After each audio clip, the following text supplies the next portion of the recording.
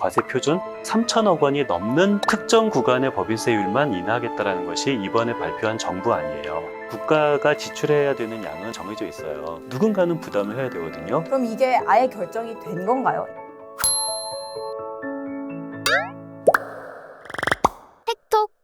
안녕하세요. 참여연대 복지조세활동가 희연입니다. 사회초년생에게 도움되는 세금 이야기 텍톡, 오늘 세 번째 시간인데요. 오늘은 법인세에 대해서 이야기를 해보려고 합니다. 국가재정전문가인 나라살림연구소 수석연구위원 이상민 선생님 모셨습니다. 예, 안녕하세요. 법인세라고 하니까 되게 어려운 것들이 좀 많더라고요.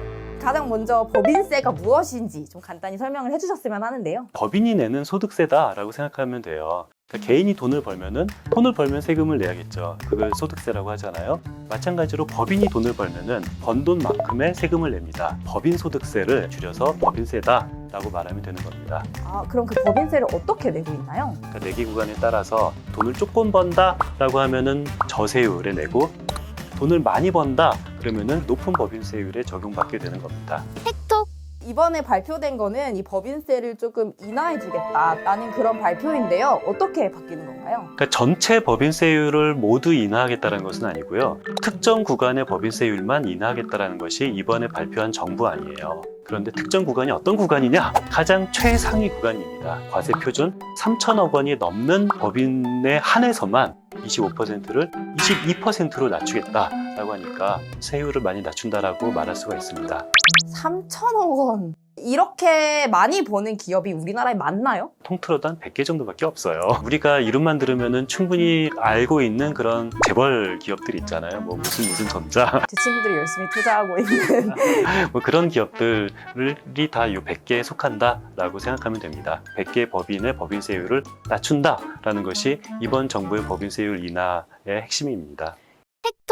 정부는 법인세가 낮아져야 기업이 좀 활성화되고 그래야 우리 경제가 살기 좋아진다 이렇게 말을 하고 있어요. 그리고 관련해서 너무 많은 논쟁이 있어서 설명을 해주십사 OX 퀴즈를 가져와 봤습니다. 정부는 우리나라가 다른 나라보다 법인세를 더 많이 부담하고 있다고 이야기를 하고 있어요. 사실이 아닙니다. 우리나라가 뭐 독일이나 일본, 미국보다 법인세율이 높다라고 주장을 해요. 그런데 그것은 중앙정부에 내는 법인세율만 따지면 그렇거든요. 이 지방정부에 내는 세금까지 당연히 합치는 것이 경제적 실질에 맞아요. 그런데 독일 같은 경우도 연방제 국가여서 주 법인세가 굉장히 많고요.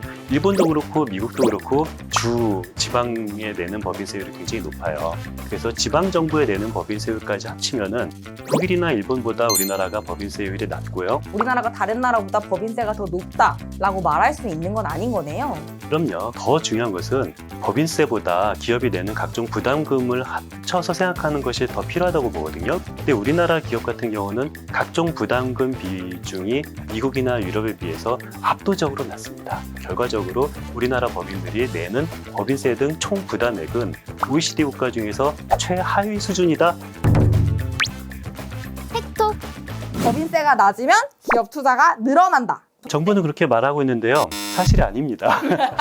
법인세가 기업 투자에 미치는 영향, 굉장히 많은 학자들이 연구를 했는데요. 그 많은 연구들을 다 합쳐보면은 투자가 는다 하더라도 그 효과는 너무너무 제한적이다라는 것이 그 많은 연구들의 공통적인 결론인데요. 우리가 투자가 는다라고 말하기가 사실 어려운 게, 삼성전자가 지금 현재 보유하고 있는 현금과 그리고 단기 투자 상품을 합치면은 한 140조 원 정도 돼요.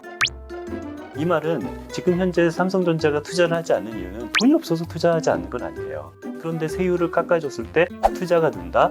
이것은 실증적으로 말을 할 수가 있는 것은 아닙니다. 정부는 법인세가 낮으면 일자리가 늘어난다라고 이야기를 하고 있어요. 이것도 진실이 아니에요.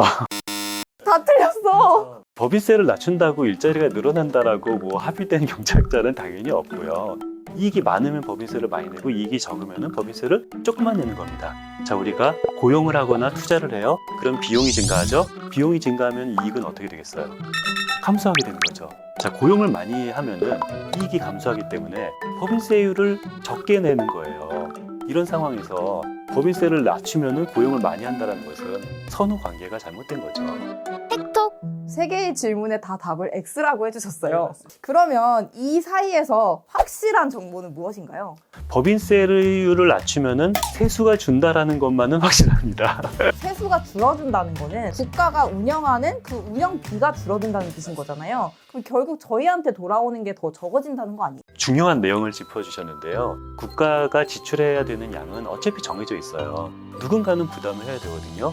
하필이면은 최상위 100개 법인의 세수를 5년 동안 30조 원 가까이 줄여준다면은 그 줄어드는 30조 원을 누군가는 부담을 해야 되는 겁니다. 더 많이 버는 사람이 내야 할 부담을 더 적게 버는 제가 해야 되는 거네요. 팩톡.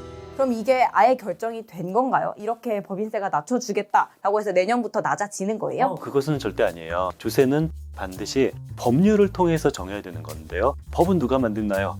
국회죠. 그렇죠. 국회가 만듭니다. 그래서 이것은 정부 안입니다. 정부는 법인세율을 이렇게 낮추자라고 국회에 요청을 했어요. 국회는 그 요청을 받고 정부의 요청대로 할 수도 있고 아니면 아니야 정부의 낮추자라는 주장은 현실에 맞지 않아 라고 이것을 요청을 안 받아들일 수도 있는 상황입니다. 그래서 지금 현재 공은 국회에 가 있습니다. 팩톡. 아, 법인세가 제가 내는 세금이 아니라고 그냥 관심도 없이 손 놓고 있을 일이 아니네요. 결국 저랑 연결이 되는 일이기 때문에 국회가 어떤 선택을 할지도 좀 지켜봐야 될 것 같아요. 국회의원들이 정확한 선택을 할 수 있도록 우리가 관심 있게 계속 우리의 의견을 전달해야 될 것 같습니다. 아, 오늘 이렇게 어려운 법인세 이야기 너무 잘 설명해 주셔서 감사합니다. 텍톡 3편 법인세 이야기는 여기까지입니다. 영상이 유익하셨다면 구독, 좋아요, 알림 설정!